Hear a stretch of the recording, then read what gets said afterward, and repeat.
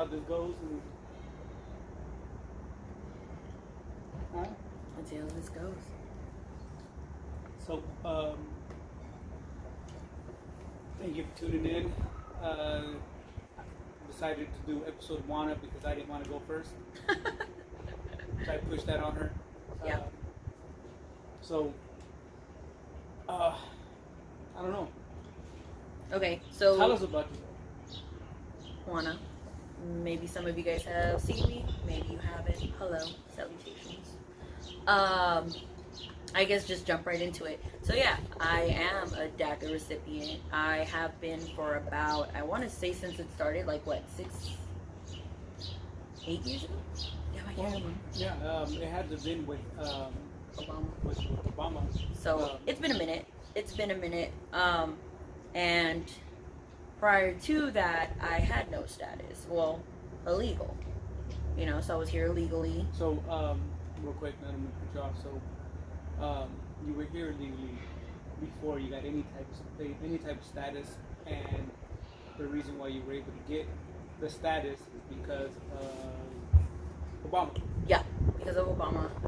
Keep talking. I'm gonna go grab my tablets with disinfection. So, yeah, it started about, I think it's like 6 to 8 years ago. I can't remember quite the time, but so that started, and I hopped on board like super fast because, like everybody, I wanted to do something for myself, do better, do something for my daughter, and I didn't want to be working your typical immigrant job, you know, outdoors in the fields or restaurants or under the table. Just, I didn't want to do any of that. I wanted to be a contributing member to society. So I met a lot of the requirements and I applied and I got it.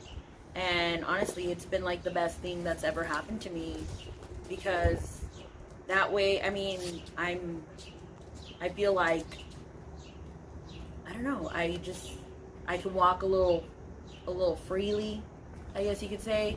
I'm not scared anymore. But then the reality hit.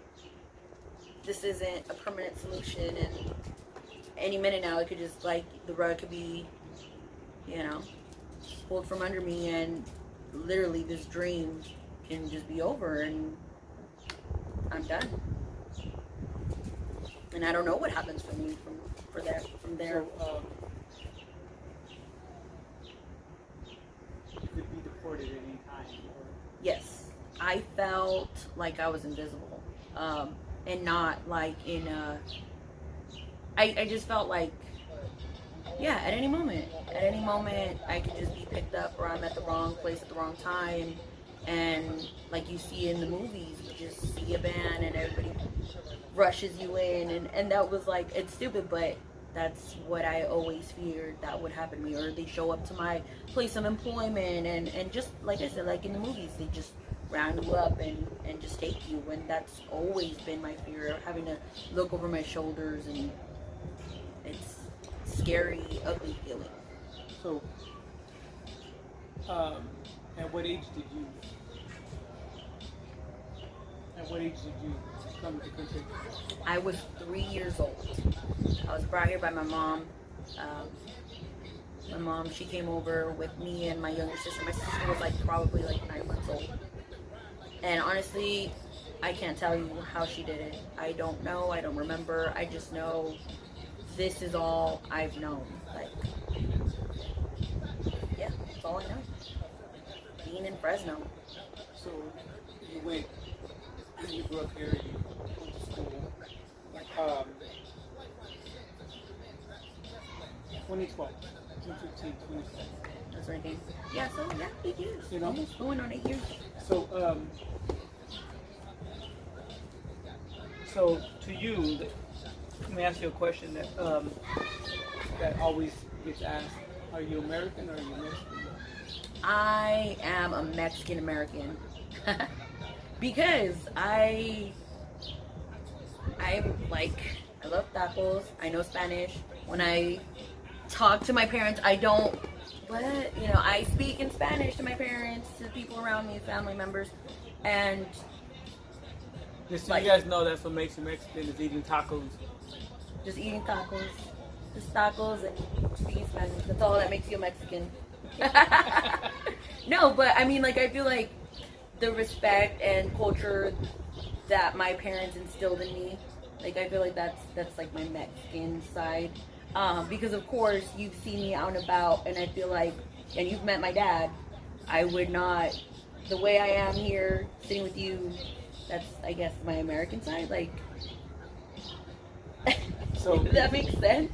that's funny because, well, not for me, really, but growing up, I knew a lot of Mexican Americans who had that.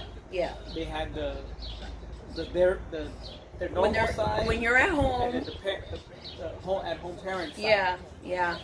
And I don't know if that's like a real thing. I mean, I guess it sounds stupid, but like, do Americans have that like side? Like, you're, you know what I mean? Like, when you're at home, you're super proper, respectful, and then you know you go out with your friends, and here I am drinking at 7 p.m. on a Wednesday. I don't know. Have you ever seen the Bush Daughters? Remember the Bush Daughters? Those before my time. Look them up. But no, and it's not like, I mean, I don't mean any disrespect by that. I mean, like, my dad is like I was saying earlier, he's a typical, I would call him a typical Hispanic macho male, you know. He has no sons, so just 2 daughters and his wife, and so he's very like, he cares about what people say about us and what people think about us. And so that doesn't really give us the freedom to be who we really are. Like, you know, I can't sit at home and just have a beer and, you know, have him walk in and, what the fuck are you doing, you know, without being called an alcoholic. So, Pinche alcohólica. pinche drogadicta. And I it's get like, told that now. but see what I mean? Like, I like beer. I like drinking beer. That doesn't make me an alcoholic. But that's where my American side comes in. I go to Spokeasy and have a couple of beers there with my homies, and you know, So go home at a reasonable time. Hey, Appa. Nothing to see here. So, what do you remember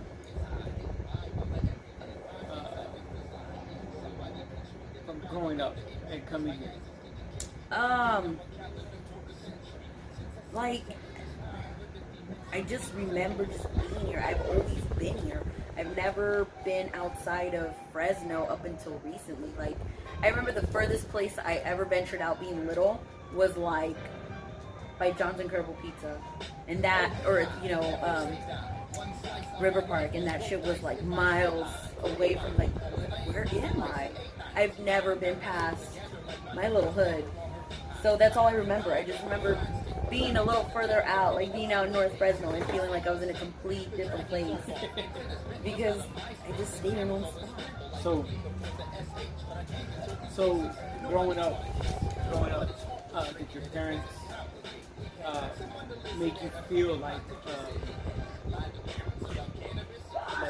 you can't go over there? No, they've never made me feel like that. Or that's not what we do. No, they've never. I mean, if anything, they've always pushed the whole be better than we ever were, do better, you know, reach the stars kind of thing.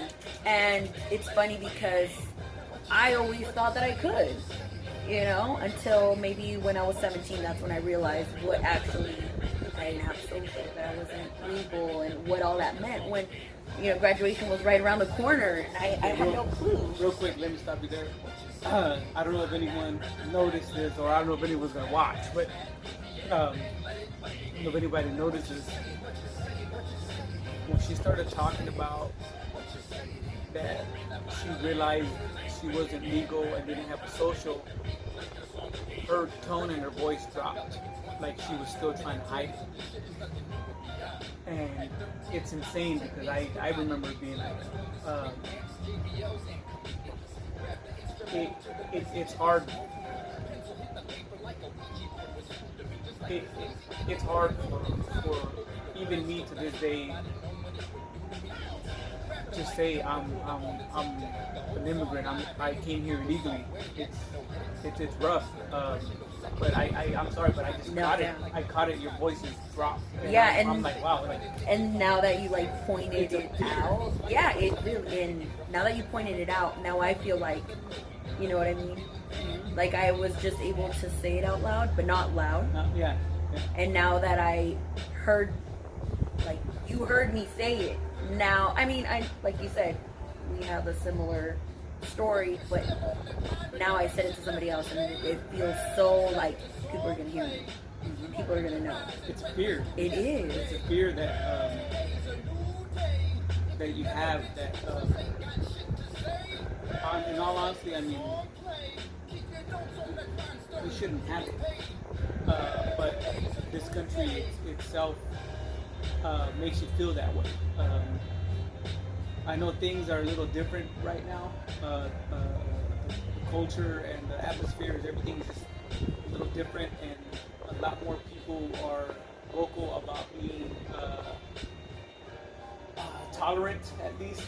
But a lot more are vocal about not being tolerant and wanting a change, and not a change in a good way for immigrants, but in a change where they want all immigrants gone. Yeah. So, but. And now that it's funny that you say that, because I feel like I've been in situations talking to people that, because I've had friends since middle school, elementary, like going back, that don't know my status. I think maybe like even a handful no, really, because I personally told them. But I've met and hung around people that now as adults have these specific feelings and views about immigrants. Now their views have shifted to, you know what, yeah, get them out of this country. And they have been vocal about being like, yeah, they should just close up the border. And I've heard people say that in conversations of us talking. And this is the thing, I don't like jump in and I don't talk and I don't show, because it's the fear. If I stand up for immigrants, then that's me showing them who I am. You know what I mean? And that's me giving myself away. And you feel vulnerable. Yeah. And I feel like now they're going to turn on me.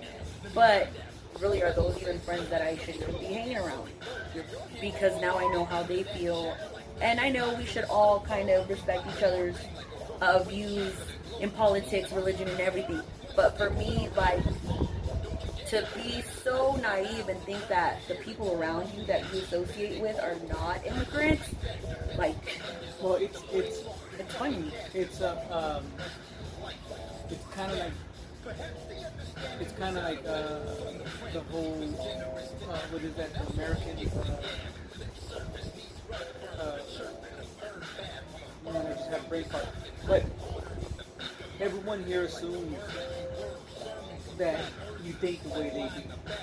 And to be honest with you, a lot of Americans just assume that you're not an immigrant and just assume that you think the way they do and that you want them gone. yeah. And you know, and it's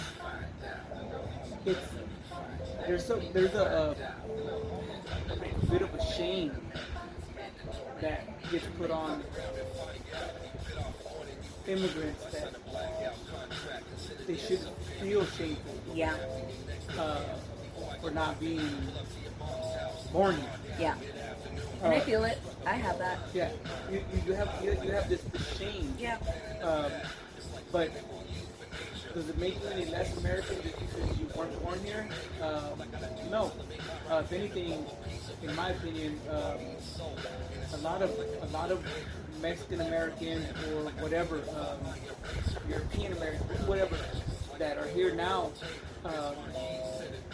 I kind of feel that they're more prideful about being American than the people that were born here. Yeah. Because we know what it is to be American and what the American dream's about. Yep. I think most Americans have forgotten what that is. Yeah, because it's the American dream is damn near almost handed to them. Yeah. All you have to do is just stay out of trouble. And I'm not saying life will be easy and you get everything you want, but literally the one basic fear of home is home. You know what I mean? Home is wherever you set your fucking foot at. It doesn't matter if you're here in California or, I don't know, Nevada, New York, wherever you are, you can just uproot yourself and move and you're good. And I feel like for me, I don't have that ability. I can't do that. I can't just get up and go and start my life and my dream and new life somewhere else, because I have to think about, well, what's their immigration presence over there? Like, what are there racists there? Like, there's racists here, but there's like crazier racists. You know what I mean? Like, crazy that in California we have a lot of racists. I mean, in Fresno, I guess you'd expect it. We're like how can I put it? We're like the Midwest of America. This is like the Midwest of America in the valley. Yeah. So yeah. So this is like Texas. It's crazy that we have so many races here. Yeah, it's bonkers to me. Like yeah, we do. Yeah. And it's kind of sad because this is my home. We have a lot of closet races. Oh yeah, we do. We sure do. And like I said, I've been in the presence of some of them. I don't even think they know that I'm an immigrant. And because you know what I mean? And once they find out, they're just gonna be like, wow, this is my favorite. You're different. Oh, You're man. different. Yeah. No, not you. Not people like you. No, just me specifically. I'm different from all the dreamers because it's like, no, I'm not. I'm fucking lazy. If I could, I'd be living off unemployment. No, I'm just kidding. But you know what I mean? I'm not. I don't feel any special. Like, there's literally dreamers that are lawyers and doctors and, police and fire nurses. They're, and I'm just, I work and I have a job and. Well, I believe one of the lawyers. Yeah. One of the lawyers that fought for the DACA rights was the DACA decision himself. Yeah. And I don't know if, I guess I could do a little bit more research on that, but I don't know if he's still a dreamer or if he has citizenship now. But, yeah, that's awesome. That's fantastic. Yeah, no. But I just think it's hilarious that people are like, but you're different. You are different because you're a hard worker. It's like, yeah, because I'm very passionate about not being poor. You know what I mean? Yep. I like to drink expensive beer and eat delicious food. And so that's why I work hard. So where did you grow up? I grew up here. In what part? In the east side. East side Fresno. So near Fulton. No. What's that supposed to be? Yeah, and where about? Like, you don't have to give us your address. Okay, I was like 16. No, I'm just kidding. No, well, I live like right smack dab in the middle of like the fairgrounds and downtown. So that little area right there. Sorry. That's my hood. I went to Roosevelt High School. I went to Sequoia Middle School. I went to Winchell. Sequoia. Yeah. You know what I mean? And I got kicked out of Sequoia. Did you? Oh shit. Not my fault. Well, okay, so where did you grow up? Oh no, this is about you today. Nah, this is about you. This is about you. Episode of JUANA.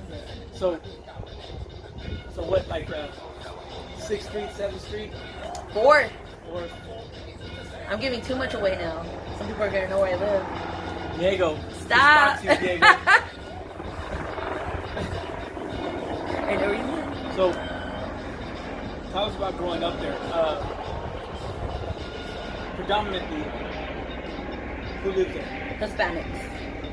Hispanics, and then we had our occasional like black family here, and then our Asians over here. But like right in the little center of like my block was all Mexicans.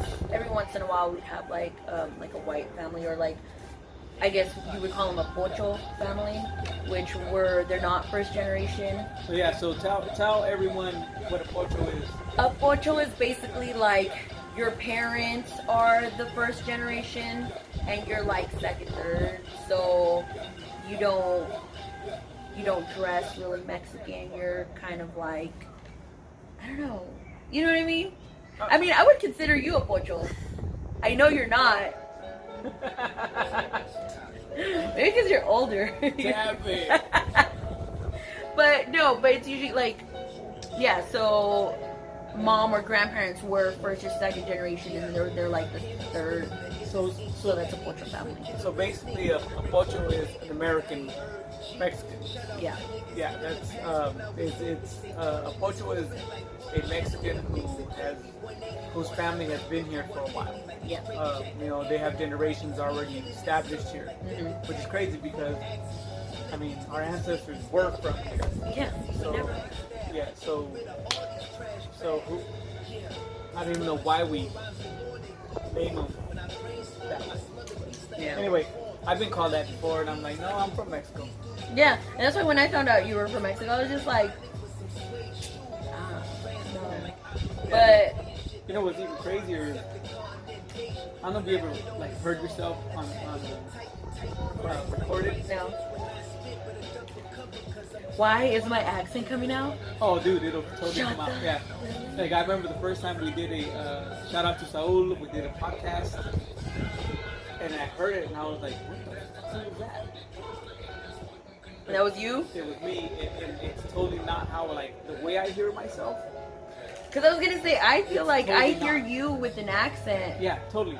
Like do I talk with an accent? I don't hear it, but you might hear it even go. Because I've always had people tell me, you're from Mexico, you don't have an accent. You think pizza, not pizza.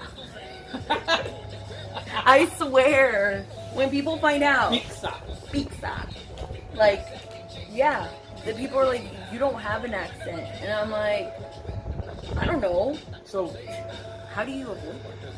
so you grew up in a mainly Hispanic area. Mm-hmm.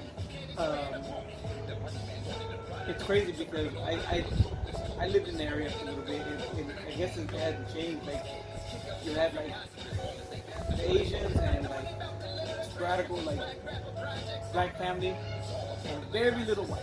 Yeah. Very little. So that area is considered like poverty Yeah. area. Mm-hmm. In your opinion, were you poor? Yes. And I didn't realize it. Okay. I didn't realize that like I was poor and that I lived, I don't know, in the hood. I didn't realize it. I just thought a high police presence was normal in all neighborhoods. But I always remember like watching like American television, like those American shows, like even Stevens, and watching them in their like 2-story houses and Lizzie McGuire, like Disney Channel. Like the Oh, I'm Disney sorry. Channel. Oh, I don't know. Back in your day, who would you have considered? I don't know, Scooby? They didn't even have a house. They lived in a bus. The van. See, that's your age is showing. Because I think I only got like the tail end of that show. It has my names on it. And she's drinking out of a straw. Because then I'll pour it on myself and I'll make a mess. So Those of you who have drank with me know I make a mess. So you grew up in a Poor Hispanic area. so tell us about that. Like what was a normal day for you? A normal day was like walking home by myself or with my younger sister from school, which was like a couple blocks away, but it was usually by myself. Where'd you go, Winchell? I went to Winchell. So, or me and a group of kids or somebody else's mom would walk us, just kind of keep an eye on us, because my mom was always working, my dad was always working. So our parents were never in the house. And I had to be the one that took care of my sister and kind of like our uncles or whoever, because, oh, that's what I remember. Our house always had people living with us. Like, we never were just a single family. There were always people living with us. How did I forget this? But we always had like uncles or second cousins, or, you know, they would always stay there. And so, I don't know. I guess I didn't really have a childhood because... So, are you the oldest? Yeah. I am the oldest. I'm going to be 30 in February.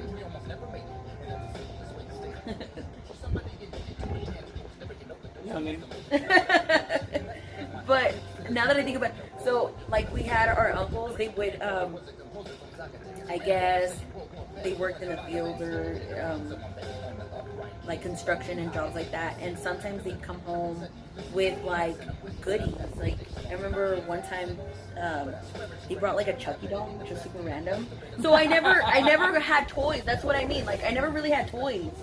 I remember always wanting Barbies, and I never had Barbies. I just, like, I had whatever toys were at the remate. That's where we always spend our weekends, at the remate or our foot mall. Cut! Explain to everybody what a remate is. The remate is the swap meet. It is the one that was, well, I guess it's still there. The one at the fairgrounds, but it was much bigger. Yeah. Oh, okay. At the fairgrounds. So that one was way bigger than it is now. Now it's like sad. There's nothing there. I drive by. Over here. Where? At the Sunnyside? Sunnyside. I've never been to that one. Is it any good? I like swap meets. Yeah. Like, that's one of the reasons I love LA, because of callejones. Yeah. No, I think the I'm a swap meet rat. callejones. Yeah. I think the I've only been there like 3. I think the Sunnyside one is more like a swap meet where there's more like I mean, come on, it's just shit people pick up on the side of the road and sell. Yeah. But why you gotta say it like that though? Like, Because, I mean, somebody else's trash is like, I was eyeballing your neighbors. Like, where are they throwing? She was dumpster diving. I caught her dumpster diving. That's why we decided to do this shit. Because the neighborhood pickup or friends will pick up. Come in, so she was dumpster diving outside. Anyway, yeah, that's how that one is. So anyway, yeah. So you didn't know. I'm pretty sure most of you know. They got El Cherry. Yes. Say it with me. Fantastic. I know it's a cherry, but say it with me. El Cherry.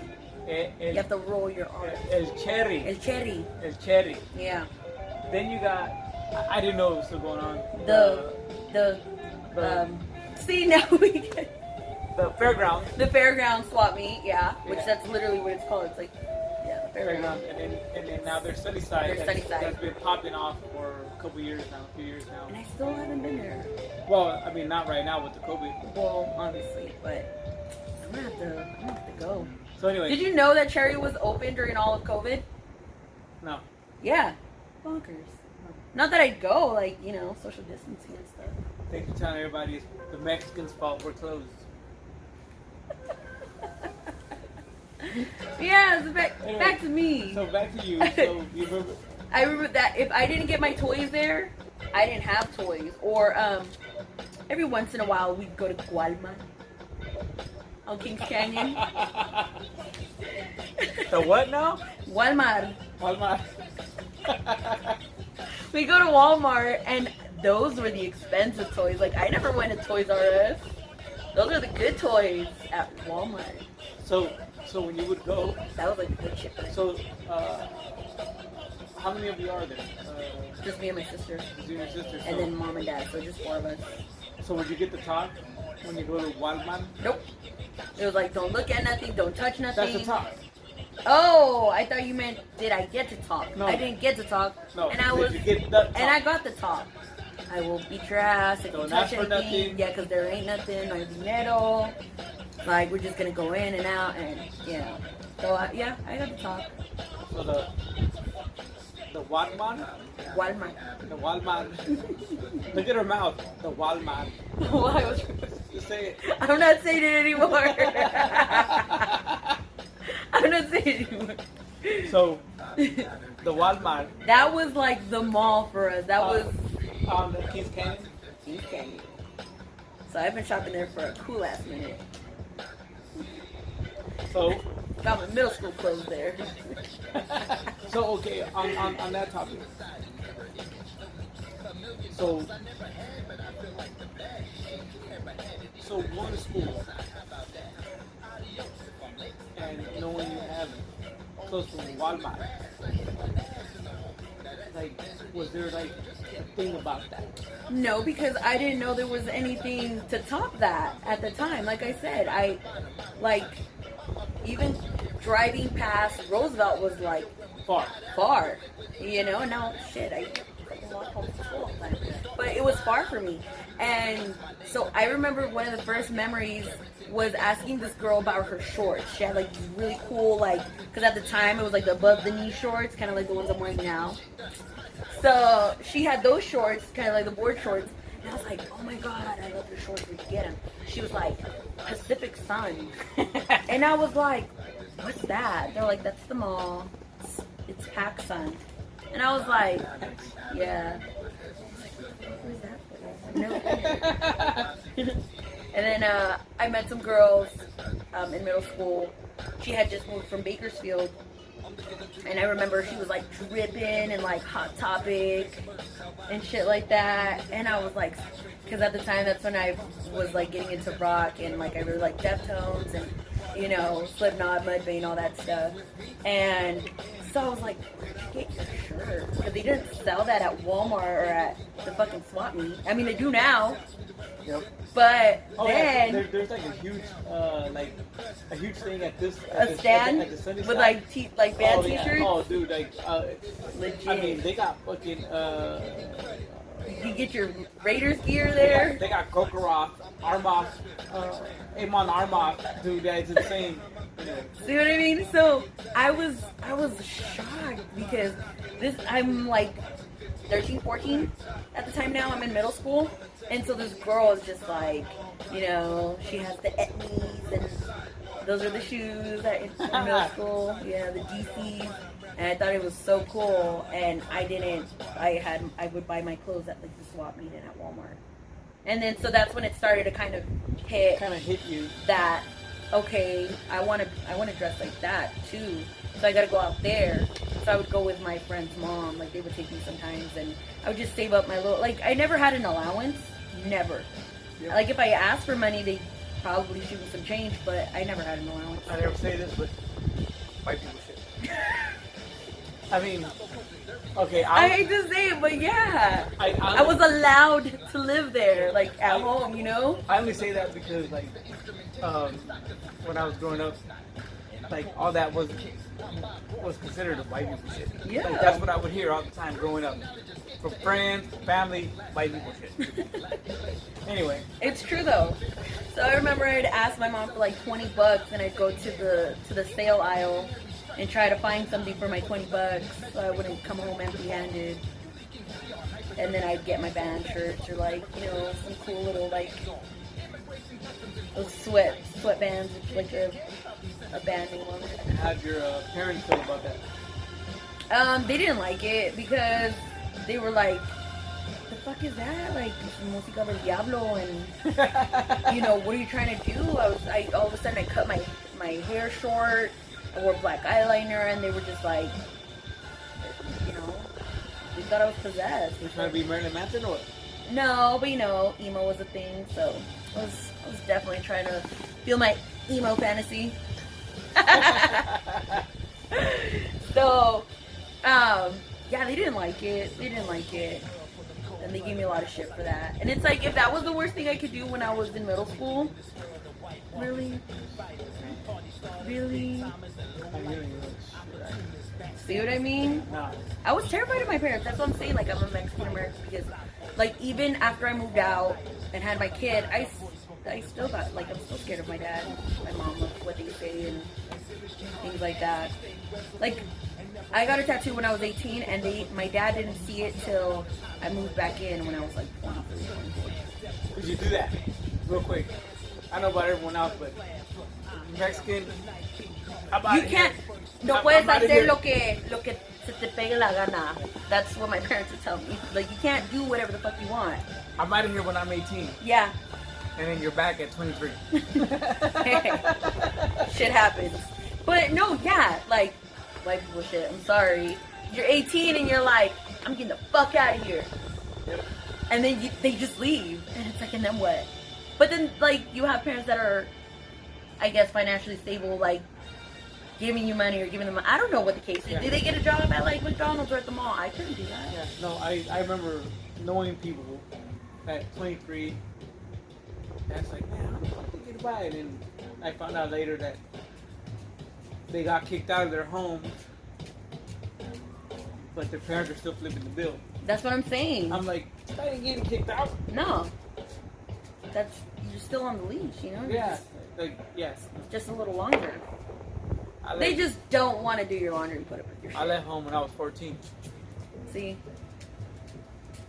Damn, I feel bad now. Fuck. I mean, I came back. I mean, I went back. Anyway. I remember I tried to run away when I was 14. I was like that. I was like, shit, you can't tell me nothing. Anyway, so you were middle school-ish when you started experiencing other... Yeah. White people shit. Yeah. Sorry. Dude. But yeah, in all honesty, I mean, let's be real. In all honesty, you grew up Mexican in America.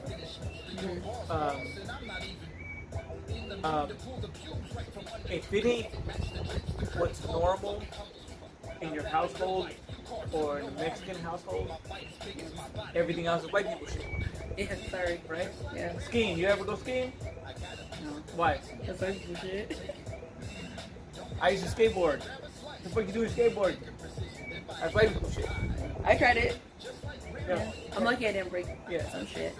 But see, it was expensive. I couldn't have, and see, okay, so this is, I don't know if people had this feeling, but I always felt guilty for asking for things, for wanting to be a kid. Like, I always felt guilty for being like, Mom, I want a skateboard. Like, now, my kid could tell me that shit, and I'd be like, let's fucking go. Let's go get you a skateboard. Let's get you some skis. I'm about that shit.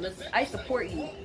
But, and I don't mind. But back then, it's like literally my parents worked in the field making fucking pennies on the dollar and providing for a house. Me, my sister, like no help, no family, nobody to fucking go, just them two. So I felt guilty asking them for money. So, what a lot of people don't realize and understand is there's this huge stigma in America that illegals are on welfare and they're draining the country. Most immigrants, illegals, aren't on welfare because they can't. No. They can't get it. So they're out there busting their ass every day to feed their families. And, you know, I mean, I remember growing up and coming across like one of the first like actual like racist comments and stuff like that was, well, fuck immigrants and illegals, they're draining the country. And I'm like, well, I mean, we'll get to this later, but well, my mom's doing it now. But she didn't do that for like a long time. Yeah. You know what I'm saying? But it wasn't until like years later when like she got papers and shit, you know? Yeah. Because, fun fact, you have to have a social to get welfare.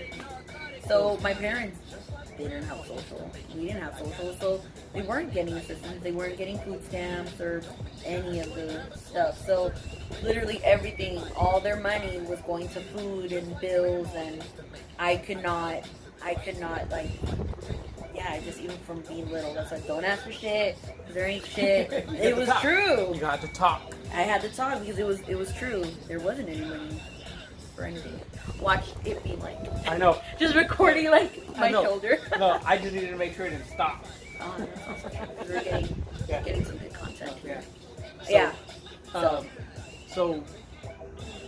So you were in middle schoolish when you met some different people. yeah. And then that's when you started seeing a different Side of America. Mm-hmm. Yeah. And so,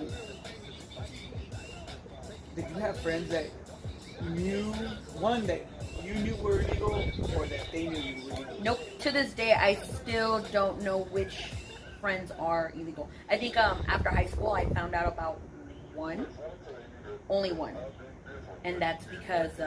And you know, growing up in the area you grew up in. I mean, I'm not trying to like judge or stigmatize or anything like that, but there was plenty. Yeah, I didn't know. And then funny thing is, a lot of people that I went to school with or I grew up with, funny, they weren't even illegal. They were just really poor like me. They're really fucking poor. So that's why I couldn't tell who was illegal or not. Because, like, in my little neighborhood, we all kind of, same socioeconomic, we're all kind of poor. But then they grow up and they have these great careers, and I'm like, motherfucker, I thought you didn't have any papers. And it's like, no, we were just kind of lazy, didn't work, you know, and now me puse las pilas.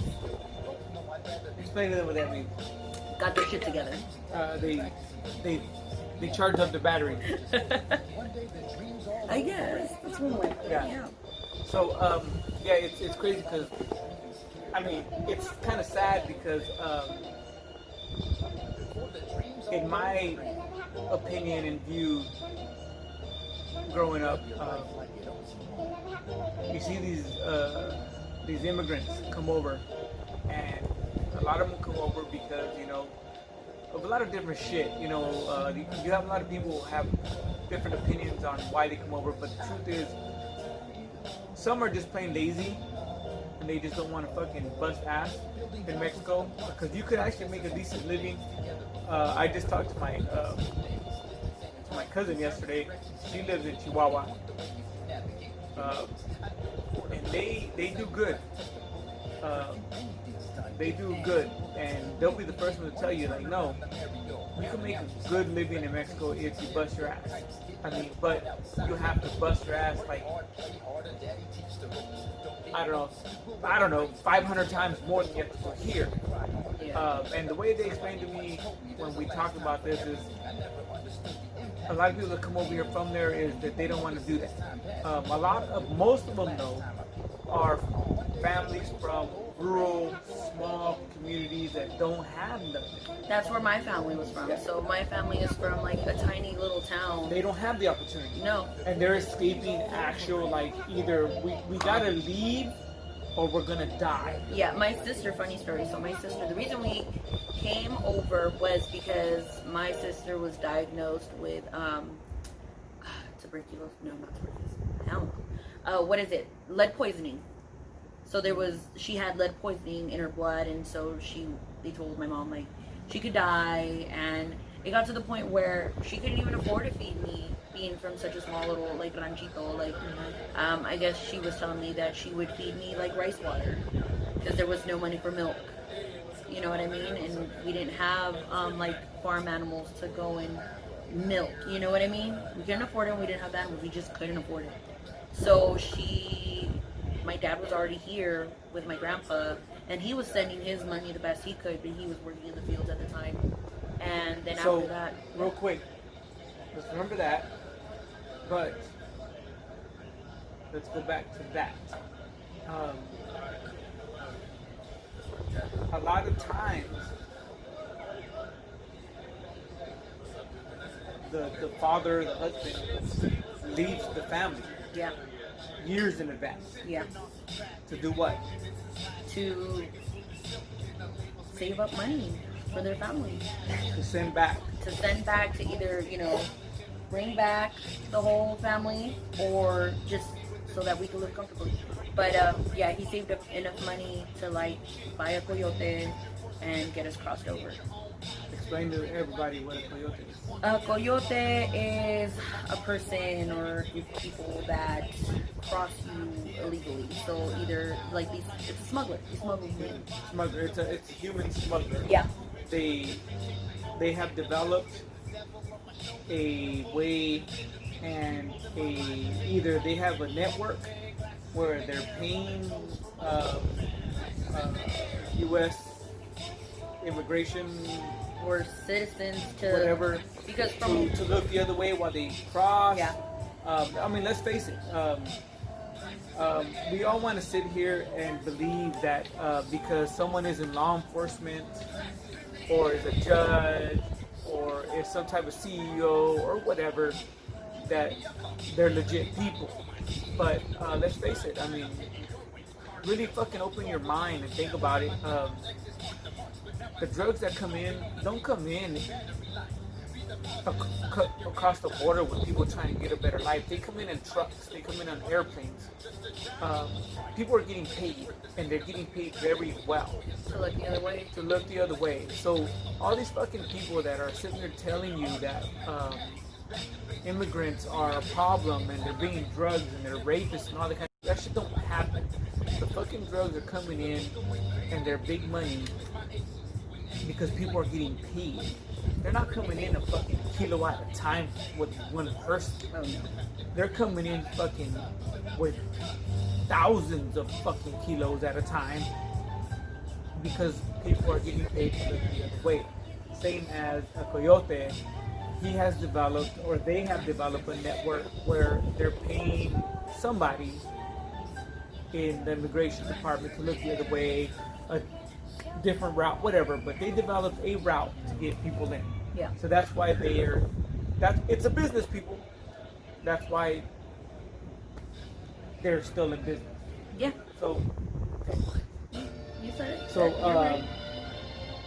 so yeah, so your dad saved up enough. Yeah, to get us a coyote and cross me, my mom, my sister over. And it wasn't like we crossed through terrain. It's not just movies, man. This shit's real. So we didn't cross like the typical movie where we're walking through like fucking miles and miles, and my little sister's just like, you know, shriveling in the back of my mom's, you know, sarape or whatever. No, like I think we paid, or I think the coyote paid like a U.S. citizen to either let us borrow, my mom let her borrow her ID, and we flew over like that. And that's my mom's story. I don't remember. That's my mom's story, that she got somebody's ID and they let her cross over. She got somebody's like passport, and the coyote paid whoever to let us use it, and then afterwards, here you go, thank you. And I just gotta say, your daddy loved you. That motherfucker paid some money. no, he walked the terrains. He came through the No. ugly way. He probably came the other way. Yep. He for what? If that is true, he paid some fucking money. Good money, yeah. So So thank you, Damn. Father.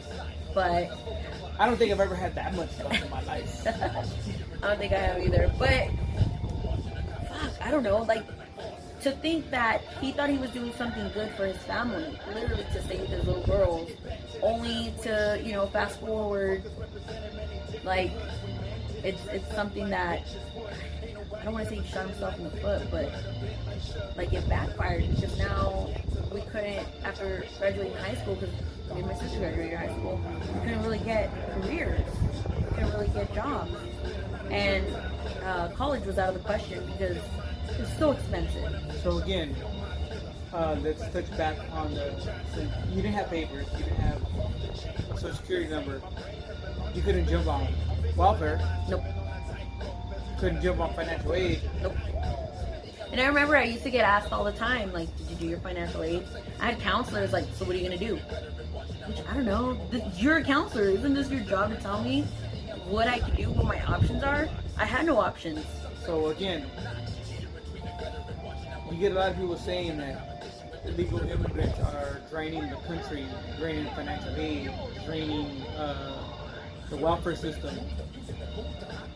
I didn't get shit. Couldn't do it. No. So, high school.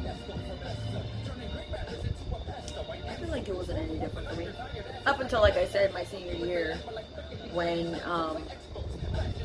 financial aid and then like driver's ed and shit like that. And I couldn't take driver's ed because I couldn't get a license. I was saying driver's ed. Yeah. Yeah, I never heard of it. But I guess there was like a class that you could sign up for, like after school. And I was like, nah, fuck that, I'm going home. I'm walking home. I'm walking home. It's hot. I want to do this shit. And good thing, because if I would have stayed, my stupid ass, like, I'm teaching myself how to drive. I can't even get a license. So I didn't even learn to drive until I was like 20. Yeah. So without the social and all that, how did you graduate? I walked the stage like I just graduated. What do you mean? Dude, like that's insane. Like you went all these years without. So what happened? Like what made you notice like holy crap? I don't have a social. Because we were starting to get the talks about financial aid, and I remember I went up to a counselor, and I was all excited because everybody had to go and talk to their counselor about their choices for college. And I remember her exact, or I can't even remember who it was. Their exact words were like, "What are you gonna do?" And all I could think was like, "I'm 17. You tell me." Like, isn't there, like, what can I do? I don't know. My parents didn't prepare me for this. Like, they never talked about this stuff. So I have no clue. Help me, please. And they had no answers for me. So that's when I think I went home and I asked my mom, and she was like, you don't have social. Just like that. Just like. Yeah. Like, she looked at me like, are you stupid? Like, you don't have a social? I was like ready, like, Mom, the counselor said I need my social so I can apply for colleges and get like financial aid. And she's like, you don't have social. And I was like, wait. I didn't know what that meant. So I think I remember like the next day, or like a few days after I went to the computer lab. I just want to like stop real quick right there and like explain. That is like an American entitlement. I didn't have a social. I didn't know what that meant. It's a social security number is something you fucking need to like live here. Yeah. I didn't know that. And like, what's funny is like you got like assimilated without knowing you got assimilated because. Yeah. Yeah. Yeah, I didn't know. I know, just like I went home and asked my parents for my social. I'm pretty sure hella of my classmates did the same thing. We're like, Mom, I need my social. I need your pay stubs because I'm signing up for financial aid. Now I'm gonna get money. And my mom was like, we don't have that shit. She was like social pay stubs. Yeah, literally. And I was just like, what do I do? So yeah, so like I was saying, I think I got on the school's like internet or whatever, and I looked up lawyers to try to like, so like, how can I get one of these socials? You know, I thought it was just like easy. I thought it was easy. Man, that was another fucking terrifying story within itself. Like, I remember, I think it was like, at the time it was like this like lawyer kind of chat room, like, you ask a question, somebody answers it, and then the right lawyer, like, you get to pick, kind of like that. I know it sounds silly, but my 17-year-old ass, like, I didn't know, like, let's try to find some out.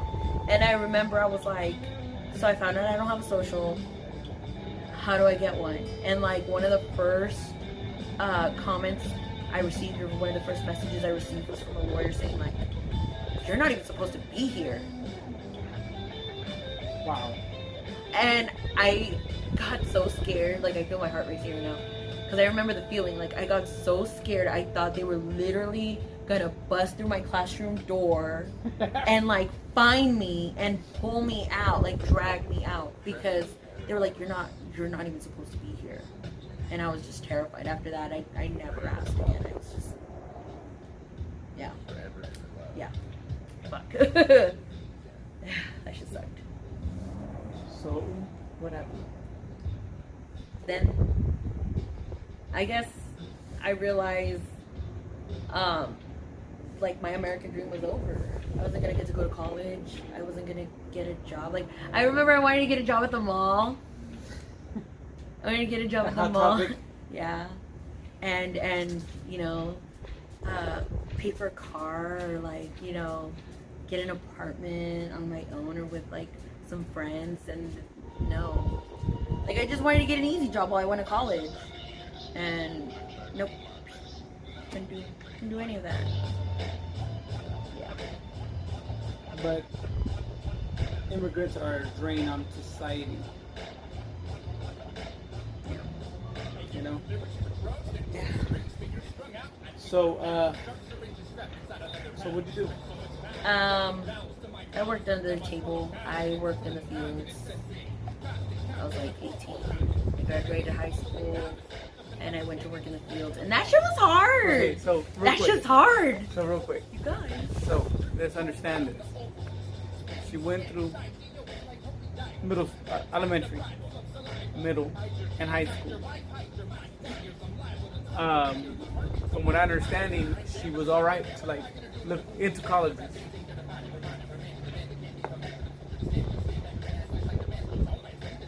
Couldn't do it because no social. Went to work at the fucking fields. In the fucking fields. In the middle of June. Like, we just ended June. We're in July now. So, middle of June, I went to work in the fields.